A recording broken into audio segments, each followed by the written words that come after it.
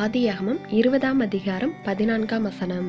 அப்பொழுது அபிமெலேக்கு ஆடு மாடுகளையும் வேலைக்காரரையும் வேலைக்காரிகளையும் ஆபிரகாமுக்கு கொடுத்து அவன் மனைவியாகிய சாராளையும் அவனிடத்தில் திரும்ப ஒப்புவித்தான்.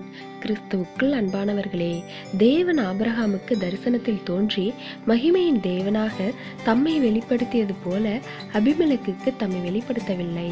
அவருக்கு தேவன் அற்புதங்கள் செய்ததாக நாம் வேதாகமத்தில் வாசிக்கவில்லை. இருப்பினும் அநேக பரிசுத்தவான்களை பார்க்கிலும் அபிமெலேக்கு மேன்மையானவனாக இருந்தான். ஆபிரகாமும் சாராளும் செய்த ஏமாற்று வேலையினால் அபிமெலேக்கும் அவனுடைய ஜனங்களும் பெரிய பாவத்திற்கு ஆளாகி இருப்பார்கள். எனினும் அபிமெலேக்கு அவர்கள் மீது எவ்வித விரோதத்தையும் காண்பிக்கவில்லை. அவன் காண்பித்ததெல்லாம் அன்பும் இரக்கமுமே. அது மட்டுமின்றி அவர்களுக்கு வெகுமதிகளை கொடுத்து அனுப்பினான்.